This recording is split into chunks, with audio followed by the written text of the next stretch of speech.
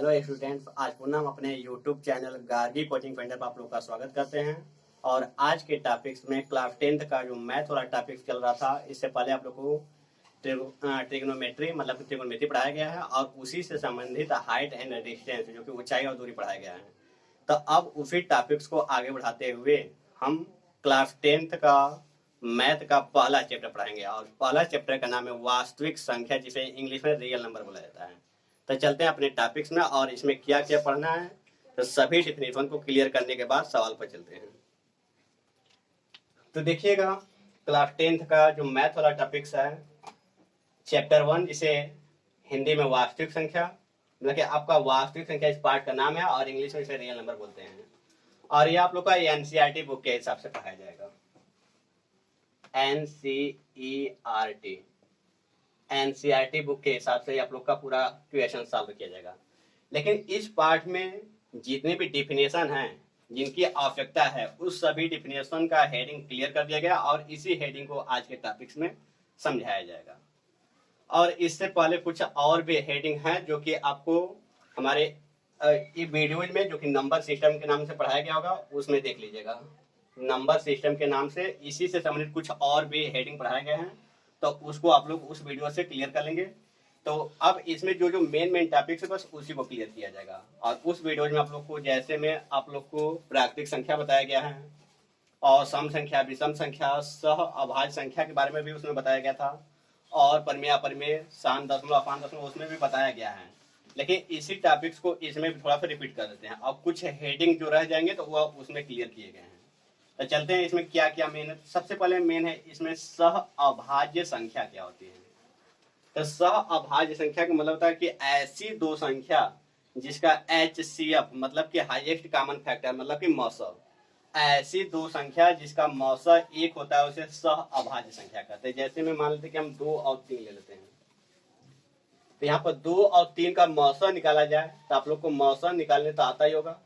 तो 2 और 3 का मौसा निकाला जाएगा तो मौसा 1 आएगा।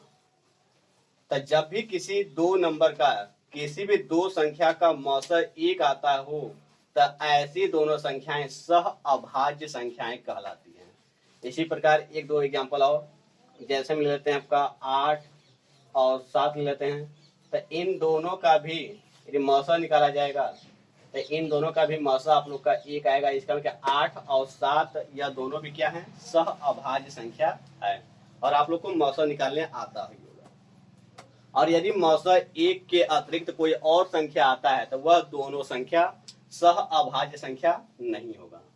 सह अभाज्य संख्या तभी होगा जब दोनों का मौसा 1 आएगा। इसका 2 और 3 का आप लोग मौसा निकालिएगा, मौसा 1 आएगा। और उसी तरह 8 और 7 का मौसा निकालेंगे तो मौसा आपका 1 आएगा। तो इसका मतलब कि 2 और 3 भी आपका सह अभाज्य संख्या है और 8 और 7 यह भी आपका सह अभाज्य संख्या मतलब को प्राइम नंबर है। तो अब चलते हैं इस टॉपिक्स को आगे बढ़ाते हुए दशमलव प्रसार। दशमलव प्रसार का मतलब कि जो दशमलव के बाद अंक आती है उसके बारे में पढ़ना है, मतलब कि डेसिमल एक्सपेंशन। तो दशमलव प्रसार में देखिए, तो ये जो दशमलव प्रसार होता है मुख्यतः दो प्रकार का होता है। ये जो दशमलव प्रसार होता है, दशमलव के बाद जो अंक आते हैं उसको दो प्रकार से मुख्यतः डिवाइड किया गया है। तो पहला टाइप से आप लोग का शांत दशमलव और दूसरा टाइप है अशांत दशमलव। फिर आगे जाकर इस अशांत दशमलव को भी दो प्रकार पे डिवाइड कर दिया गया है। इस अशांत दशमलव को भी आगे जाकर दो टाइप से डिवाइड कर दिया गया। पहला टाइप हो गया इसका अशांत आवर्ती दशमलव और इसका दूसरा टाइप हो जाएगा आप लोग का अशांत अनावर्ती दशमलव। तब यह दशमलव प्रसार मतलब शांत दशमलव, अशांत दशमलव या अशांत आवर्ती दशमलव या अशांत अनावर्ती दशमलव यह सब क्या होते हैं इसके बारे में अच्छी तरह से हम लोग पढ़ते हैं। यदि किसी जैसे मतलब किसी भिन्न में, जैसे आपका यही पर 4/, मान लिख देते हैं 45/2 लिख देते हैं। अब यहाँ 45 में 2 का भागा देंगे, तो 45 में जब 2 का भागा देंगे तो 2 का भागा दे के दिखाते हैं तो 2 दूना के 4 हो जाएगा और फिर 2 दूना के 4 हो जाएगा और यहाँ पे 1 बचेगा, जो लगेंगे 2 बचे 10। तो दशमलव में तो चला गया और यह दशमलव प्रसार पढ़ रहे हैं तो दशमलव में जाना चाहिए। दशमलव प्रसार पढ़ा जा रहा है इसलिए दशमलव में जाना चाहिए। और दशमलव में जाने के बाद वह दशमलव के 1 स्थान या 2 स्थान या दशमलव के 3 स्थान या दशमलव के 4 स्थान या दशमलव के 5 स्थान तक जाते जाते वह पूरा कट जाए या पूरा विभाजित हो जाए तो वह शांत दशमलव में चला जाता है। इसका मतलब यहाँ जो 22.5 है वो शांत दशमलव है, क्योंकि दशमलव के एक स्थान पर जाने के बाद वो विभाजित हो गया। यह हो सकता है दशमलव के 2 स्थान पर जाने के बाद विभाजित हो जाए, या हो सकता है दशमलव के 3 स्थान पर जाने के बाद विभाजित हो जाए, या दशमलव के 4, या दशमलव के 5, या दशमलव के 6, लेकिन दशमलव के कुछ स्थानों पर जाने के बाद वो पूरा पूरा विभाजित हो जाए, तो ऐसे दशमलव को हम लोग शांत दशमलव कहते हैं। एग्जाम्पल में और एक दो लेते हैं, जैसे यही 45 में ही 8 का भागा देते हैं, तो हो जाएगा आपका 8 पंजे 40 हो जाएगा। अब उसके बाद दशमलव लगेगा, 8 पंजे 40 हुआ तो आपका 5 बचा है, तो 5 बचा तो 0 लगाएंगे तो हो जाएगा आपका 8 पंजे 40, 8 छक्का 48 हो जाएगा। जब 48 हो गया तो 2 बचेगा, तो यहाँ 0 लगा देंगे तो हो जाएगा 8 दूना के 16, 16 हो जाएगा तो 4 बचेगा, तो 0 लगाएंगे तो 8 पंजे 40। तो यहाँ देखिए कि 45 में 8 का भागा दिया गया तो आपका आ गया 5.625 आ गया। तो इसका मतलब यह जो आ रहा है दशमलव के 3, मतलब कि दशमलव के 1, 2, 3, दशमलव के 3 स्थान पर जाने के बाद वो पूरा पूरा विभाजित हो गया। जब पूरा पूरा विभाजित हो जाए, मतलब दशमलव के 2 या 3 या 4 या 5 या 6 या 7 कुछ स्थानों तक जाने के बाद यदि वह पूरा पूरा विभाजित हो जा रहा है तो वह शांत दशमलव कहलाता है। इसका मतलब 22.5 और 5.625 या दोनों के दोनों क्या है, शांत दशमलव हैं। और इसी तरह और आगे बढ़ाते हैं, एक दो एग्जाम्पल और लेते हैं। जैसे में एग्जाम्पल ले लिया आपका 32 बटा के या 322 बटा के 5 ले लिए, 322 बटा के 5। अब इसका भी भागा देके देखते हैं, तो 5 का भागा देंगे तो 5 छक्का 30 हो जाएगा, और 2 बचेगा हो जाएगा 22, तो 5 चौके 20, और 2 बचेगा तो हो जाएगा आपका 20 हो जाएगा, तो 5 चौके 20 हो जाएगा। तो 64.4 मतलब कि दशमलव के एक स्थान तक गया है। अब उसके बाद आगे नहीं जा रहा है, क्यों? क्योंकि वह पूरा का पूरा यहीं पर डिवाइड हो गया, मतलब पूरा पूरा विभाजित हो गया। जब पूरा का पूरा विभाजित हो जाए तो सब के सब आपके आते हैं शांत दशमलव में, अर्थात कुल मिला के इसमें डाट डाट डाट मतलब अनंत तक नहीं जाएगा, या दशमलव के 1 या 2 या 3 स्थान तक जाने के बाद पूरा पूरा विभाजित हो जाएगा, और दशमलव के लास्ट तक वो नहीं जाएगा, अनंत तक नहीं जाएगा, तो शांत दशमलव हो जाएगा। और यदि और शांत दशमलव की एक और पहचान है कि इसके जो हर में मतलब जिस संख्या का भागा दे रहे हैं, अर्थात उसका जो हर वाला मान है, नीचे वाले को हर कहते हैं, तो हर वाले का जो गुणनखंड होता है, जैसे यहाँ पर हर 2 है, यहाँ 8 है, यहाँ 5 है, तो हर का जो गुणनखंड होना चाहिए वह मतलब उस हर के गुणनखंड में या तो केवल 2 दिखाई देना चाहिए, मतलब 2 का गुणनखंड होना चाहिए, या तो 5 का गुणनखंड होना चाहिए, या तो 2 और 5 दोनों होना चाहिए। दोनों के अतिरिक्त कोई और संख्या होना ही नहीं चाहिए। उसके हर वाले संख्या का जब गुणनखंड किया जाएगा तो उस गुणनखंड में मतलब हर के गुणनखंड में केवल 2 दिखाई देना चाहिए, या तो केवल 5 दिखाई देना चाहिए, या तो 2 और 5 दोनों दिखाई देना चाहिए, परंतु 2 और 5 के अलावा कोई और संख्या दिखाई नहीं देना चाहिए। ये 2 और 5 के अलावा कोई और संख्या दिखाई दे रहा है तो वह अशांत दशमलव में चला जाएगा। जैसे इसका गुणनखंड करेंगे तो इसका गुणनखंड केवल 1 और 2 होगा, तो इसका मतलब कि इसके गुणनखंड में और 1 को तो लिया ही नहीं जाता है, तो 1 से कोई मतलब नहीं है। इसके गुणनखंड निकाला जाए तो इसका गुणनखंड केवल 2 है, तो हम पहले बोले थे कि यदि गुणनखंड 2 है तो भागा देंगे तो वह पूरा पूरा विभाजित हो जाएगा, पूरा पूरा विभाजित हो जाएगा तो इसका मतलब कि वह शांत दशमलव में है। और यदि यहाँ 8 है तो 8 का भी गुणनखंड किया जाएगा तो 2 गुणे 2 गुणे 2 मतलब इसका भी गुणनखंड आपका इसमें 2 ही दिखाई देगा, 2 के अतिरिक्त कोई और संख्या नहीं दिखाई देगा। मतलब गुणनखंड करेंगे तो 2 गुणे 2 गुणे 2 आएगा। जब 2 गुणे 2 गुणे 2 आ रहा है, इसका 2 ही आ रहा है। जब 2 आ रहा है तो पूरा पूरा विभाजित हो जाएगा। जब पूरा पूरा विभाजित हो जाएगा तो इसका वो भी शांत दशमलव है। और यदि यह 5 दिखाई देगा तो भी वह पूरा पूरा विभाजित होगा, पहले ही बता दिया गया है। और यदि 5 और 2 दोनों दिखाई दे रहा है, 5 और 2 दोनों दिखाई देगा, इसका एक एग्जाम्पल लेते हैं। जैसे में यहाँ लेते हैं 30 और बटा के, या यहाँ पर 301 बटा ले लेते हैं, 301 बटा के 20 ले लेते हैं, 301 बटा के 20। अब भागा देके देखते हैं, और यह भी पूरा पूरा विभाजित हो जाएगा। क्यों? क्योंकि यदि 20 का गुणनखंड करेंगे तो हो जाएगा 2 गुणे 2 गुणे 5, केवल 2 और 5 ही दिखाई दे रहा है, इसके अतिरिक्त कोई और संख्या नहीं दिखाई दे रहा है। और यदि यह हर के गुणनखंड में या तो 2 दिखाई दे, या तो 5 दिखाई दे, या तो दोनों दिखाई दे, इसके अतिरिक्त कोई और संख्या न दिखाई दे, तो कन्फर्म है कि दशमलव के 1 या दशमलव के 2 या दशमलव के 3 स्थान तक जाते जाते पूरा विभाजित हो जाएगा। और जब विभाजित हो जाएगा तो शांत दशमलव में हो जाएगा। और यह कन्फर्म है कि विभाजित होगा ही, क्योंकि इसके हर के गुणनखंड में 2 और 5 दिखाई दे रहा है, 2 और 5 के अतिरिक्त कोई और संख्या नहीं दिखाई दे रहा है, इसका मतलब यह विभाजित हो जाएगा। तो देखते हैं, तो 20 का भागा देंगे 30 में, तो 20 एक कम 20 हो जाएगा, आपका यहाँ बचेगा 10, तो हो जाएगा 1 लगेगा तो हो जाएगा 101, तो 20 पाँचे 100 हो जाएगा, आपका 1 बचेगा। जब 1 बचेगा तो शून्य बढ़ाएंगे तो यहाँ 10 लगाएंगे, और भागा नहीं जाएगा तो पुनः 0 बढ़ाएंगे, तो यहाँ भी 0 बढ़ाना होगा, तो 20 पाँचे 100 हो जाएगा। तो इसका मतलब कि इतना बार में कटेगा। एक बार फिर से मिला लेते हैं इसको, 20 एक कम 20 हो जाएगा, आपका 10 बचेगा, तो हो जाएगा 101, तो 20 पाँचे 100 हो जाएगा। 10 लगाएंगे, और जब 10 लगाएंगे तो शून्य उतारेंगे, तो शून्य उतारे हैं तो भागा नहीं जा रहा था 10 है, और एक शून्य और उतार दिया तो यहाँ एक शून्य लगाना पड़ेगा, तो 20 पाँचे 100, तो इसका 15.05 आ गया। इसका दशमलव के 2 स्थान पर जाने के बाद पूरा पूरा कट गया। तो दशमलव के 2 स्थान पर या 3 स्थान पर या 4 स्थान पर किसी भी स्थान पर कटे, लेकिन यदि पूरा पूरा विभाजित हो जा रहा है, पूरा पूरा कट जा रहा है, तो इसका वो शांत दशमलव में है। तो उम्मीद है कि आप लोग को शांत दशमलव अच्छी तरह से क्लियर हुआ होगा।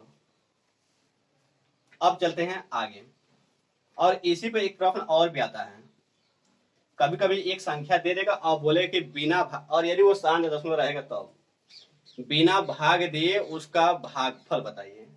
तो उसके लिए उस एग्जांपल को यहां से क्लियर करते हैं। जैसे मैं आपका सवाल दे दिया 845 बटा के मानते हैं 20 ले लेते हैं, 845 में हमको 20 का भागा देना है, मतलब कि इसका मतलब इसमें इसका भागा देना है, और भागा देने के बाद जो भागफल आएगा वह भागफल निकालना है।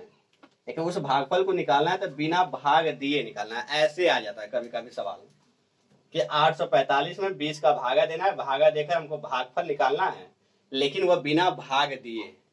तो जब बिना भाग दिए निकालना होगा तो आप लोग कैसे करेंगे, और यह याद रखिएगा, बिना भाग दिए यदि भागफल निकालना होगा तो कन्फर्म को शांत दशमलव ही होगा। यदि वो अशांत रहेगा तो ऐसा प्रश्न उठेगा ही नहीं, क्योंकि अशांत दशमलव रहेगा तो बिना भाग दिए हम लोग निकाल ही नहीं सकते हैं। अशांत दशमलव वाले में भाग देना ही पड़ता है, लेकिन यदि वो शांत दशमलव है तो हम बिना भाग दिए उसका भागफल निकाल सकते हैं। तो अब कैसे निकालेंगे वो देखिए। तो इसको निकालने के लिए हम हर का गुणनखंड करते हैं। तो लिखेंगे 845, यदि संख्या कट रहा तो काट भी देते हैं, लेकिन काट नहीं रहे, मान लेते इसी तरह साफ कर रहे हैं, मान लेते कि ये नहीं कटेगा, वो ऑप्शन लिखा था ये कट जाएगा, लेकिन मान लेते कि नहीं कट रहा है। तो ऐसे कंडीशन में अब नीचे वाली जो संख्या उसका गुणनखंड करते हैं, तो हो जाएगा 2 गुणे 2 गुणे 5 हो जाएगा। तो इसमें 2 2 बार आया है, लेकिन 5 एक ही बार आया है, और दोनों संख्या को बराबर हम लोग करते हैं, 2 और 5 को बराबर करते हैं हमेशा। कभी कभी ऐसा होता है कि केवल 2 ही आ जाता है, जैसे आपका केवल 2 ही 2 आया होता, 5 आया ही नहीं होता, तो हम 5 अपने पे 2 गुणा करते हैं। और यदि केवल 5 ही आ गया होता, 5 आपका 5 आ गया होता, 2 आया ही नहीं होता नीचे वाले गुणनखंड में। नीचे वाला जब गुणनखंड करते हैं तो केवल यदि 5 ही आ जाता, वो भी 5 आ जाता 5, तो ऐसे कंडीशन में नीचे 5 से 2 का गुणा करते हैं, और नीचे जिसका भी गुणा करते हैं उसका गुणा ऊपर भी करते हैं। तो इस कंडीशन में 2 और 5 दोनों आया, तो दोनों की संख्या को बराबर करेंगे। तो 2 की संख्या 2 बार है और 5 की संख्या एक ही बार है, तो यदि हम 5 का गुणा कर दें तो 5 की संख्या और 2 की संख्या बराबर हो जाएगी। जब बराबर हो जाएगा तो जिसका गुणा किए थे उसका गुणा ऊपर भी कर देते हैं। तो केवल 5 का ही गुणा किए थे, इसलिए 5 का गुणा ऊपर कर देंगे। अब ऊपर गुणा कर लेते हैं हम लोग, तो हो जाएगा 5 5 25, 25 के 5 हाफी लगा 2, 5 चौके 20, 2 22 के 2 हाफी लगा 2, 5 बट 40, 2 42 हो जाएगा। अब बटा के 5 दूना के 10, 1 5 को 1 2 के साथ, 1 5 को 1 2 के साथ, इसे तो मिला लीजिए। 5 दूना के 10, 5 दूना के 10, कट फुना है 2 फुना है, 2 फुना है 2 अंक पर 10 लग जाएगा, तो हो जाएगा आपका 42.25। इसका मतलब कि 845 में 20 का भागा दिया जाएगा तो आपका आएगा 42.25, बिना भाग दिए ये आपका भागफल आ गया। और ऐसा तभी होगा जब यह शांत दशमलव होगा तब, क्योंकि देखिए यह दशमलव के 2 स्थान पर जाने के बाद पूरा पूरा कट जा रहा है, या दशमलव के 3 या दशमलव के 4 या दशमलव के 5 स्थान तक जाने के बाद वह पूरा पूरा कट जाएगा। यदि पूरा पूरा नहीं कटेगा तो कन्फर्म है कि वो अशांत में होगा, और जब अशांत में रहेगा तो हम लोग इस तरीके से भागफल निकाल ही नहीं सकते, तब तो भागा देना ही पड़ेगा। और यदि आप लोग को मिलाना है तो इसको हम लोग मिला भी लेते हैं। 845 में 20 का भागा देके देखते हैं कि यह 42.25 आ रहा है कि नहीं, तो भागा यहीं पे दे देते हैं। 845 में 20 का भागा देना है। सवाल में लेकिन बोला गया था बिना भागा दिए, तो हम बिना भागा दिए निकाले हैं, लेकिन आप लोग को यदि मिलाना है तो मिला लेते हैं हम लोग। तो 20 चौके 80 हो जाएगा, कट जाएगा 4 बचेगा, आप 5 उतारेंगे हो जाएगा, फिर 20 गुना के 40 हो जाएगा, ये कट जाएगा, आपका 5 बचेगा, 0 उतारेंगे यहाँ 10 लगाएंगे, तो 20 गुना के 40 हो जाएगा, आपका 10 बचेगा, 20 9 40 हुआ, 1 शून्य बढ़ाएंगे तो हो जाएगा 20 5 100। तो आप लोग का 42.25 आ गया। देखिए यहाँ 42.25 आया है, इसमें भाग दिए हैं और यहाँ बिना भाग दिए इसका भागफल बता दिए। तो ऐसे प्रश्न आते हैं और यह शांत दशमलव रहेगा तभी ऐसा प्रश्न बनेगा। अशांत वाले में ऐसा प्रश्न नहीं बनता, अशांत वाले में भागा देना ही पड़ता है, यह याद रखिएगा। तो आप लोग का शांत दशमलव से संबंधित जितने भी क्वेश्चन उठते हैं वो आप लोग का अच्छी तरह से क्लियर हो गया है।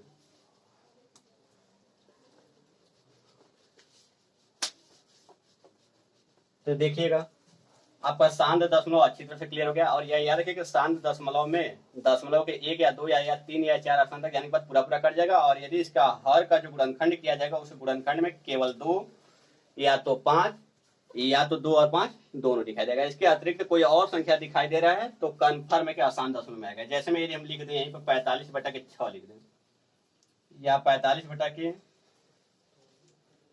यहाँ पर लिख देते हैं 14 लिख देते हैं, 45/14। तो अब देखिएगा और इसके बाद क्या करते हैं कि पहले इसको डिवाइड कर देते हैं। यदि किसी संख्या से कट जा रहा है तो काट दिया करो, संख्या से यदि किसी भी संख्या से कट रहा है तो काट दिया करो, उसके बाद हर का गुणनखंड किया करो। 45 हो गया, 14 हो गया। यदि किसी संख्या से ऊपर और नीचे दोनों संख्या कट रहा है तो उसको विभाजित कर देते हैं और विभाजित करने के बाद जो हर का गुणनखंड आएगा उसका गुणनखंड करेंगे। और यदि हर के गुणनखंड में केवल 2 दिखाई दिया या केवल 5 दिखाई दिया है या 2 और 5 दिखाई दिया तो वो 7 में चला जाएगा। और 2 और 5 दिखाई दे चाहे ना दिखाई दे, उसके अतिरिक्त कोई और संख्या दिखाई दे दिया तो आसान में आ जाएगा। पहले यह काट के देखा जाए या कट जा रहा है कि नहीं। तो 45 और 14 दोनों नहीं कटेगा किसी भी संख्या से। जब नहीं कटेगा तब हर का गुणनखंड कीजिए। तो हर का गुणनखंड मतलब 14 का गुणनखंड होगा 2 गुणे 7। तो 2 गुणे 7 तो हम पहले बोले थे कि 2 के साथ देखिए ये 7 दिखाई देने लगा। तो इसका मतलब 2 या 5 दिखाई देता तो आपका शांत में रहता, लेकिन 2 और 5 के अतिरिक्त क्या दिखाई दे रहा है, 7 दिखाई दे रहा है। इसका मतलब कि यह 45/14 जो होगा अशांत दशमलव में जाएगा। इसका मतलब भागा देने के बाद वह दशमलव के 1 या 2 या 3 या 4 स्थान को पूरा पूरा नहीं विभाजित होगा, अर्थात वह दशमलव के लास्ट मतलब अनंत तक जाएगा। कहाँ तक जाएगा कोई क्लियर नहीं है। अशांत दशमलव हमेशा अनंत तक जाता है। तो अब भागा देखिए इसको क्लियर भी कर देते हैं। और इसको हम लोग डायरेक्ट नहीं लगा सकते हैं। आप सोचिए कि 45 में 14 का बिना भाग दिए भागफल निकालें तो असंभव है। क्यों? क्योंकि यह अशांत दशमलव में है। क्यों? क्योंकि इसके हर के गुणनखंड में 2 के अतिरिक्त कोई और संख्या आ गया। जब 2 के अतिरिक्त कोई और संख्या आ जाए, 5 के अतिरिक्त कोई और संख्या आ जाए तो उस कंडीशन में अशांत दशमलव होता है। अब इसी पे एक एग्जाम्पल और लेते हैं। यहीं पे यदि आपका 45/6 रहता तो आप लोग डायरेक्ट इसका गुणनखंड कर देते तो गलती हो जाता। 2 गुणे 3। अब कहेंगे 2 के अतिरिक्त 3 संख्या दिखाई दे रहा है, 2 के अतिरिक्त संख्या 3 भी दिखाई दे रहा है। इसका मतलब यह आपका आसान दशमलव होगा, लेकिन ऐसा नहीं, यह आसान दशमलव नहीं, आपका यह शांत दशमलव है। क्यों? क्योंकि पहले एक और टॉपिक से बताया गया था आप लोग को कि पहले इसको डिवाइड कर लिया करो। ए डिवाइड हो रहा है तो यह डिवाइड हो रहा है, 3 से कट जाएगा। तो 3 से भागा देंगे तो 3 एकम 3 और 3 से काटेंगे तो 3 5 15 हो जाएगा। 3 से या 3 दूना के 6। अब 15/2 है, यह 45/6 नहीं, यह 15/2 है। अब यहाँ से देखेंगे तो अब यहाँ से देखिए 2 को गुणनखंड करेंगे तो 2 आएगा। अब जब 2 आ रहा है तो शांत दशमलव चला जाएगा। इसमें 45/6 क्या है, शांत दशमलव में है। डायरेक्ट गुणनखंड मत कीजिएगा। हर का जो गुणनखंड किया जाएगा डायरेक्ट नहीं, यदि वो संख्या कट जा रहा है तो विभाजित करके उसका गुणनखंड किया जाएगा। यहाँ पर नहीं कटा था इसलिए 14 का गुणनखंड निकाले थे तो 2 गुणे 7 आ गया था, मतलब 2 के अतिरिक्त कोई और संख्या आ गया था, इसलिए वह अशांत दशमलव में चला गया था। लेकिन यहाँ पर 6 का गुणनखंड करेंगे तो 2 गुणे 3 तो आ जाएगा, 2 के अतिरिक्त कोई और संख्या आ जाएगा, लेकिन इसको डिवाइड हो रहा है तो पहले डिवाइड कर लेंगे। डिवाइड करने के बाद मतलब भागा देने के बाद 15/2 आ गया और 2 आ गया तो इसका गुणनखंड करेंगे तो केवल 2 दिखाई दे रहा है। हम पहले बोले कि 2 दिखाई दे या 5 दिखाई दे या 2 या 5 दोनों दिखाई दे तो आपका शांत में चला जाएगा। इसका मतलब 45/6 शांत दशमलव है। भागा देके देख लीजिएगा आपको 7.5 आएगा, मतलब 7.5 आएगा, कट जाएगा। तो चलते हैं इसको मिटाते हैं क्योंकि यह शांत दशमलव वाले टॉपिक से इसको हटा देते हैं। अब 45 में 14 का भागा दीजिए, यह दशमलव के 2 या 3 या 4 स्थान को कटेगा ही नहीं, विभाजित नहीं होगा, क्योंकि आसान दशमलव अनंत तक जाएगा। चेक भी कर लेते हैं कि जाता है कि नहीं। तो 45 में 14 का भागा देना तो हो जाएगा आपका 14 3 42, तो यह कट जाएगा आपका, 3 बचेगा और 0 लगाएंगे, यहाँ 10 लगाएंगे, 14 दूना का 28, आपका पुनः यहाँ 2 बचेगा, यह कट जाएगा, 0 लगाएंगे, 14 एकम 14 हो जाएगा, कट जाएगा 6 बचेगा 0 हो जाएगा, 14 चौके 56 हो जाएगा, कट जाएगा 4 बचेगा, और फिर पुनः 0 लगाएंगे तो हो जाएगा 14 3 42, तो हो जाएगा 14 4 28, 14 3 42, 3 बार जा रहा है, 3 बार नहीं जाएगा आपका 2 बार जाएगा तो 28 हो जाएगा। तो आपका यहाँ बचेगा 12, 10 में से 8 जाएगा 2 और यहाँ 3 से 2 जाएगा 1, 12 बचा, यहाँ 12 बच गया। तो अब पुनः यहाँ 0 लगाएंगे तो यहाँ आपका फिर देखिए कब आ जाता है, तो 14 3 42 14 54 56 57 84 98 14 8 112, 14 8 112 हो जाएगा, 8 बार जाएगा, 14 8 112 हो जाएगा, कट जाएगा आपका 8 बचेगा, फिर 0 लगाएंगे तो फिर 0 लगाएंगे तो हो जाएगा आपका 14 5 70 14 84 14 5 70, तो 5 बार जाएगा। तो देखिए यह भागा चलता चला जा रहा है, अब कब कटेगा कुछ निश्चित ही नहीं है। इसका मतलब डाट डाट डाट कहाँ तक जाएगा, अनंत तक जाएगा, और पहले हम क्लियर कर दिए थे कि अनंत तक जाएगा। क्यों अनंत तक जाएगा, क्योंकि जो इसका गुणनखंड किया गया था इसमें 2 के अतिरिक्त कोई और संख्या आ गया, 2 या 5 के अतिरिक्त कोई और संख्या आ जाएगा तो कन्फर्म है कि वह दशमलव के 2 या 3 या 4 या 5 या 7 तक नहीं कटेगा, वह अनंत तक जाएगा। और यदि वो दशमलव अनंत तक जा रहा है तो अशांत दशमलव है। इसका 45/14 का दशमलव प्रसार यदि किया जाएगा तो आएगा 3.214285 डाट डाट डाट डाट अनंत तक जाएगा, कोई निश्चित नहीं है। और जैसे डाट डाट डाट डाट लग जाए मतलब अनंत तक आ जाए तो वह अशांत दशमलव हो जाएगा। और अशांत यदि हो गया तो अशांत में कौन सा अशांत, अशांत आवर्ती दशमलव होगा कि अशांत अनावर्ती दशमलव होगा, अब इसकी बात फंसेगी। तो अब इसको कैसे क्लियर करेंगे, ये जो आया है 3.214285 डाट डाट डाट, तो यहाँ से हमको क्लियर करना है कि यह आपका जो आया है तो क्लियर किया अशांत दशमलव है, यह अशांत दशमलव है। लेकिन अशांत दशमलव में भी तो 2 प्रकार होते हैं, एक होता है अशांत आवर्ती दशमलव और एक होता है अशांत अनावर्ती दशमलव। तो दशमलव के बाद यदि कोई 2 अंक की संख्या या 3 अंक की संख्या या 4 अंक की संख्या बार बार रिपीट होने लगे, बार बार दोहराई जाने लगे, दशमलव के बाद 2 अंक या 3 अंक या 4 अंक या 5 अंक की संख्या बार बार यदि रिपीट होने लगे या दोहराई जाने लगे तो वह अशांत आवर्ती दशमलव में चला जाएगा। और यदि बार बार रिपीट नहीं हो रहा है तो अशांत अनावर्ती दशमलव होगा। तो अभी भी यह क्लियर नहीं है कि आपका अशांत आवर्ती दशमलव है कि अशांत अनावर्ती दशमलव, क्योंकि हो सकता है अभी तो आगे भागा लेके गए नहीं है, हो सकता है आगे भागा ले जाने के बाद आपका अंक बार बार रिपीट होने लगे, अभी भी क्लियर नहीं है। तो यदि दशमलव के 2 अंक या 3 अंक या 4 अंक या 5 अंक की संख्या लेकर बार बार रिपीट होने लगे, बार बार दोहराए जाने लगे तो अशांत आवर्ती दशमलव हो जाएगा। और यदि वो संख्या नहीं दोहराई जा रही है दशमलव के बाद तो अशांत अनावर्ती दशमलव होगा। और यह दोनों के दोनों अनंत तक जाएंगे, क्योंकि इसी में आए हैं दोनों। अशांत दशमलव आपका अनंत तक जाता है, मतलब किसी का निश्चित नहीं होता कि यह कहाँ तक जाएगा। तो इसका मतलब अशांत आवर्ती दशमलव भी निश्चित नहीं कि कहाँ तक जाएगा, अशांत अनावर्ती दशमलव भी निश्चित नहीं कि कहाँ जाएगा, मतलब दोनों के दोनों दशमलव के अनंत प्रसार तक जाएंगे, निश्चित नहीं है।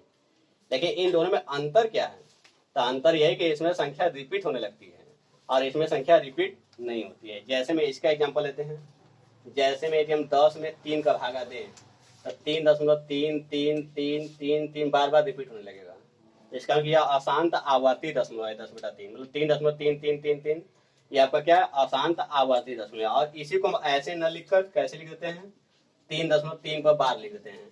बार लिखने का मतलब जो ऐसे लिखा गया है, इसका लिखने का मतलब यह हुआ कि 3 अब बार बार रिपीट होगा। इससे बचने के लिए हम लोग क्या करते हैं, उसमें बार लगा देते हैं, और बार जब लगा देंगे डाट डाट डाट नहीं लगाया जाएगा। बार लगाने का मतलब यही हुआ कि संख्या बार बार आ रही है, तो डाट लगाने की जरूरत नहीं है। अब इसका एग्जाम्पल दे, इसका एग्जाम्पल मान लीजिए यही है, हो सकता है कि इसमें तो अभी पता नहीं चला कि रिपीट हो रही कि नहीं, आपको कोई भी संख्या रिपीट नहीं होगा। आप कहेंगे यहाँ 2 रिपीट हो गया, तो 2 के बाद 1 है, फिर 4 है, क्या 2 के बाद 1 और 4 आया नहीं है, इसके बाद रिपीट नहीं हो रहा है। तो इसका मतलब इसमें फिलहाल में जितना अंक तक हम निकाले दशमलव के, उतना के हिसाब से देखा जाए तो यह अशांत अनावर्ती दशमलव है। तो आप लोग को शांत दशमलव भी अच्छी तरह क्लियर हो गया। शांत दशमलव में क्या होता है कि वो दशमलव के 2 या 3 या 4 स्थान तक जाने के बाद वो पूरा कट जाएगा। अशांत दशमलव में 2 प्रकार के होते हैं, तो दोनों के दोनों अनंत तक जाएंगे। लेकिन दोनों में अंतर क्या हुआ, क्योंकि इसमें संख्या रिपीट होने लगेगी दशमलव के बाद और इसमें संख्या रिपीट नहीं होगी। और भी कुछ एग्जाम्पल दोनों के लेते हैं, तो इसको थोड़ा सा इरेज करते हैं तो देखिएगा। ये जितने भी एग्जाम्पल बीच में लिए गए हैं उसको थोड़ा सा इरेज करके अच्छे एग्जाम्पल दे देते हैं, थोड़ा सा कुछ और एग्जाम्पल दे देते हैं, और यहाँ से भी अभी थोड़ा सा मिटा देते हैं।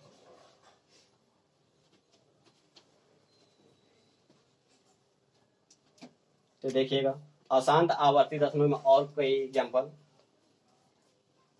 तो इसमें आप ले लेते हैं जैसे 4.23 2 2 4 2 2 4 फिर 2 और 2 4 डॉट डॉट डॉट। इसको लेके यहाँ संख्या रिपीट हो रही है 2 2 4 मतलब 224 224 224 बार बार रिपीट हो रही है। इसको हम ऐसे भी लिख सकते हैं 4.224 पर फिर बार लगा देंगे। आप ये तीनों को बार क्यों लगाए, क्योंकि तीनों रिपीट हो रही है। ठीक है, इसको ऐसे न लिखकर ऐसे भी लिखा जाता है। अब कभी भी आप लोग को दिखाई दे कि वो बार लगा हुआ है तो इसका वो संख्या रिपीट हो रही है, और रिपीट हो रही है तो इसका मतलब कि वो कौन सा दशमलव होगा, तो वो होगा अशांत आवर्ती दशमलव होगा। अब इसी तरह इसका एग्जांपल लेते हैं अशांत अनावर्ती दशमलव में। तो अशांत अनावर्ती दशमलव में जितनी भी करड़ी में संख्या होती हैं जिनका वर्गमूल पूर्ण संख्या ना आए। पूर्ण संख्या क्या होता है, जैसे में यदि हम 4 का वर्गमूल निकालें तो यह पूर्ण संख्या आ जा रहा है, यह पूरा पूरा आ रहा है, मतलब दशमलव में नहीं जा रहा है। जो दशमलव में नहीं जाता है वह पूर्ण संख्या होता है, और जो दशमलव में जाने लगता है वह अपूर्ण संख्या होता है। अपूर्ण मतलब आधा होता है, यह पूर्ण संख्या है। यदि वर्गमूल निकाला जाए, करड़ी का मतलब ये होता है वर्गमूल, और यदि वर्गमूल निकाला जाए और वर्गमूल निकालने के बाद कोई पूर्ण संख्या नहीं आ रहा है, अर्थात वह अपूर्ण संख्या आ रहा है, तो यदि वह अपूर्ण संख्या आएगा तो कन्फर्म है कि अशांत अनावर्ती दशमलव ही होगा, क्योंकि वो दशमलव में जाने के बाद अंक रिपीट होगा ही नहीं, कन्फर्म रिपीट नहीं होगा। इसी तरह इसका जो मान होता है कड़ी में 3 का मान तो होता है 1.7321, आगे भी या अनंत तक जाएगा। ये आपका कड़ी में 3 का वर्गमूल आप लोग निकालेंगे तो 1.7321 डॉट डॉट डॉट कहाँ तक जाएगा, अनंत तक जाएगा, और संख्या रिपीट नहीं होगी। और संख्या रिपीट नहीं होगी तो यह अशांत अनावर्ती दशमलव होगा। इसी तरह कड़ी में 5 का भी वर्गमूल निकालेंगे तो यह दशमलव के अनंत तक जाएगा, और इसमें भी रिपीट संख्या रिपीट नहीं होगी। ये आपका लगभग 2 दशमलव कुछ आएगा, यह अनंत तक जाएगा और संख्या रिपीट नहीं होगी। यह याद रखिए, यदि कोई संख्या करड़ी में है, यदि कोई संख्या करड़ी में है और उसका वर्गमूल पूर्ण संख्या नहीं हो, मतलब कि अपूर्ण संख्या हो। अपूर्ण संख्या मतलब दशमलव में जा रहा है तो वो दशमलव में जाएगा तो संख्या रिपीट नहीं होगा, और संख्या रिपीट नहीं होगा तो कन्फर्म को अशांत अनावर्ती दशमलव हो जाएगा। तो आपका कड़ी में जितनी भी संख्याएं होती हैं जिनका वर्गमूल पूरा पूरा नहीं निकल पाता, दशमलव में जाने लगता है, तो सब के सब अशांत अनावर्ती दशमलव होते हैं। कड़ी में 3 हो जाएगा, कड़ी में 5 हो जाएगा, कड़ी में 17 हो जाएगा, कड़ी में 13 हो जाएगा।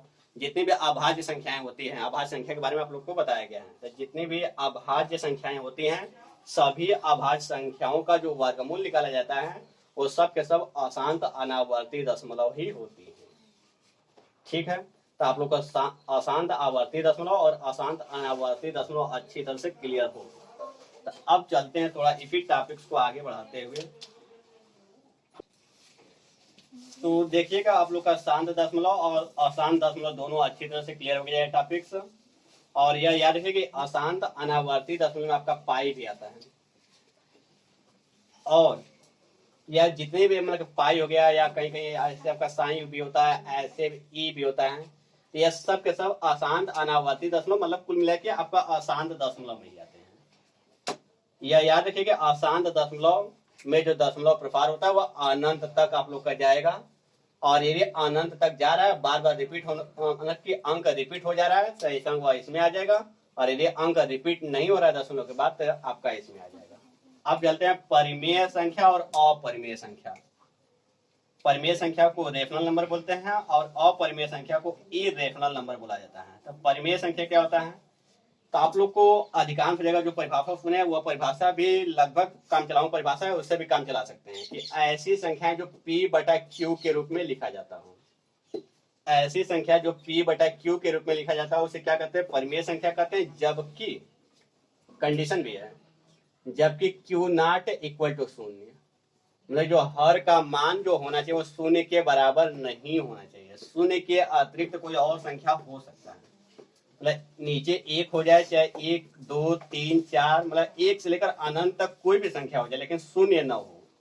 यदि 0 रहा नीचे तो आपका परिमेय संख्या नहीं होगा। यदि वह 0 ऊपर रहेगा तो कोई दिक्कत नहीं।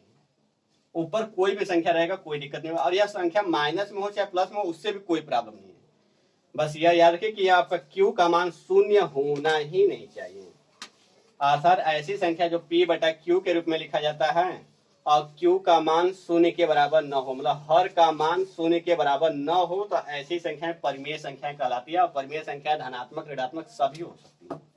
जैसे में एग्जाम्पल लिया तो जैसे हो जाएगा -2/3 या -8/6, यह सब के सब क्या है आपका, यह सब के सब आपका परिमेय संख्या ही है। -2/3 या यहाँ प्लस लिख लेते हैं 8/6, तो यह सब के सब परिमेय संख्या है, क्योंकि बटा के रूप में लिखा गया है, मतलब P/Q के रूप में है और नीचे Q का मान शून्य नहीं है। यह सब के सब क्या है, परिमेय संख्या है। और जो गिनती की संख्याएं होती है 1 से 100 तक या 1 से अनंत तक, जैसे 1 हो जाए, 2 हो जाए, 3 हो जाए, यह सब के सब क्या है, यह भी आपका परिमेय संख्या है, क्योंकि इसके बटा में कुछ भी नहीं, तो एक बटा में एक माना जा सकता है, सबके बटा में एक माना जाता है। तो यह भी आपका P/Q के रूप में हो गया। तो जितनी भी संख्याएं P/Q के रूप में दिखाई देंगी वो सब के सब परिमेय संख्या होंगी। तो क्लियर है कि आप लोग को परिमेय संख्या समझ में आया होगा। और इस परिमेय संख्या में इन दोनों यहाँ पे 1 2 मतलब कि फर्क में जो है 1 2 3 टॉपिक्स है इसमें। तो इसमें का जो शांत दशमलव हुआ, शांत दशमलव मतलब कि दशमलव के 1 या 2 या 3 या 4 स्थान पर जाने के बाद पूरा पूरा विभाजित हो जाए, तो शांत दशमलव। और अशांत आवर्ती दशमलव, इसका मतलब दशमलव के अनंत तक जाए लेकिन संख्या रिपीट हो रहा हो, तो अशांत आवर्ती दशमलव और शांत दशमलव जो होता है वो दोनों के दोनों परिमेय संख्या में आते हैं। यह याद रखिए कि शांत दशमलव और अशांत आवर्ती दशमलव जो होता है वो दोनों के दोनों परिमेय संख्या में ही आते हैं। इसका मतलब कि 22.5 हो गया, 5.625 हो गया, इसके बाद इसका और भी एग्जाम्पल दिया गया था साइड में, वो सभी। और अशांत आवर्ती दशमलव की जो एग्जाम्पल जैसे यह 4.22 पर बार लगा हुआ, तो यह भी क्या है आपका परिमेय संख्या ही है, क्योंकि इसको भी हम बटा 1 के रूप में लिख सकते हैं। अब चलते हैं अपरिमेय संख्या। तो अपरिमेय संख्या वे संख्या होती है, मतलब परिमेय संख्या को छोड़कर, परिमेय संख्याओं के छोड़कर जितनी भी संख्याएं बच जाएंगे वो सब के सब अपरिमेय संख्या होती हैं। और अपरिमेय संख्या में क्या होता है कि दशमलव के बाद, मतलब कि यदि कोई संख्या है, जैसे मैं आपका कड़ी में 3 ले लेते हैं, तो इसका जब दशमलव प्रसार किया जाएगा तो वह दशमलव में अनंत तक जाएंगे और संख्या रिपीट नहीं होगा। यह सब के सब किसमें आ जाएंगे, अपरिमेय संख्या में आएंगे। अर्थात यदि कोई संख्या करड़ी में हो और उसका वर्गमूल अपूर्ण संख्या हो, मतलब कोई दशमलव में आ रहा हो, तो सब के सब अपरिमेय संख्या होती है। जैसे कड़ी में 3 हो जाएगा, कड़ी में 5 हो जाएगा, कड़ी में 7 हो जाएगा। आप कहीं कड़ी में 9, तो कड़ी में 9 नहीं होगा। क्यों? क्योंकि 9 का वर्गमूल पूर्ण संख्या हो जा रहा है। पूर्ण मतलब 3 आ जा रहा है, पूरा संख्या आ जा रहा है, दशमलव में जा ही नहीं रहा है। जब पूरा आ जाएगा तो वो उसमें चला जाएगा परिमेय संख्या में। जैसे कड़ी में 9 जो था और यह आपका परिमेय संख्या है, क्योंकि यह पूर्ण संख्या आ जा रहा है। यदि वर्गमूल निकालने के बाद पूर्ण संख्या आ जाए, पूरा संख्या आ जाए, तो परिमेय संख्या में चला जाता है। और यदि पूर्ण संख्या न आए, मतलब अपूर्ण संख्या आने लगे, दशमलव में आने लगे, तो अपरिमेय संख्या में चला जाता है। इसमें और भी एग्जाम्पल है, जैसे पाई हो गया, साई हो गया, या ई हो गया, यह सब के सब किसमें आते हैं, अपरिमेय संख्या में ही आते हैं। क्लियर हो गया होगा कि परिमेय संख्या क्या है, अपरिमेय संख्या क्या है। और यह जो अशांत अनावर्ती दशमलव होता है, अशांत अनावर्ती दशमलव जो होता है, जैसे में यह सब हैं, यह सब के सब अपरिमेय संख्या ही होते हैं। तो अब यहां से एक और परिभाषा बन सकता है कि ऐसी संख्याएं जो शांत दशमलव और अशांत आवर्ती दशमलव के रूप में हो और सभी पूर्ण संख्याएं या सभी पूर्णांक, शांत दशमलव, अशांत आवर्ती दशमलव और सभी पूर्णांक। सभी पूर्णांक मतलब कि -1 -2, मतलब माइनस वाली संख्या है, प्लस वाली संख्या है, शून्य, ये सब के सब पूर्णांक में आती है। तो शांत दशमलव, अशांत आवर्ती दशमलव और सभी पूर्णांक आपके परिमेय संख्या में आते हैं। और जो अशांत अनावर्ती दशमलव होता है वह अपरिमेय संख्या में आता है। तो आपका यह परिमेय संख्या और अपरिमेय संख्या वाला टॉपिक्स भी अच्छी तरह से क्लियर हो गया होगा।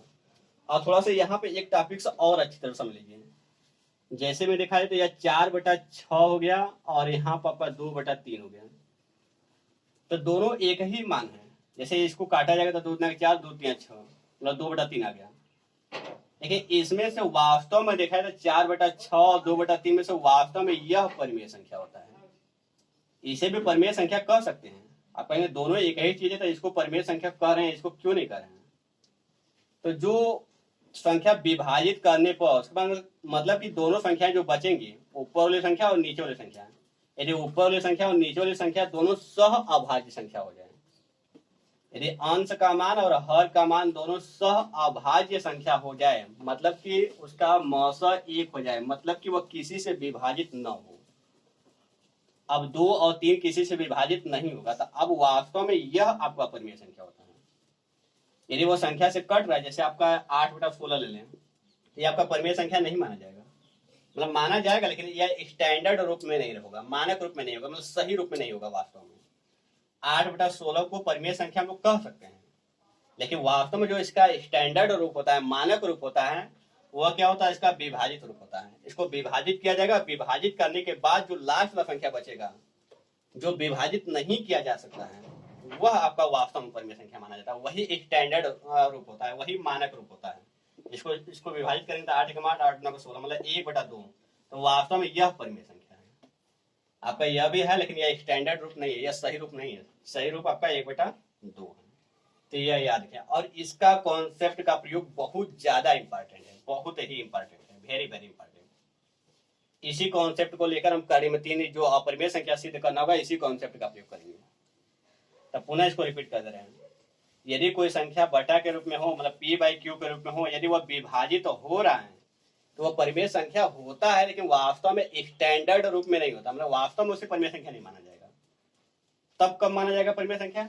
जब उसको विभाजित कर देंगे, विभाजित करने के बाद अब विभाजित नहीं होगा, अब विभाजित यह नहीं होगा। जब अब विभाजित नहीं होगा, तो उस कंडीशन में जो प्राप्त होगा वो दोनों सह अभाज्य हो जाते हैं, क्योंकि अब 2 और 3 का मौसा निकालेंगे तो 1 आ जाएगा। जब सह अभाज्य हो जाएंगे, मतलब अंश और हर दोनों जब सह अभाज्य संख्या हो जाएंगे, तब वह वास्तव में परिमेय संख्या माना जाएगा। तो आप लोग को अच्छी तरह से क्लियर हो गया होगा। जब अंश और हर दोनों सह अभाज्य संख्या के रूप में रहेंगे, अर्थात दोनों का मौसा 1 होगा, अर्थात या दोनों के दोनों किसी संख्या से विभाजित नहीं होंगे, तब जाके वह परिमेय संख्या कहलाएगा।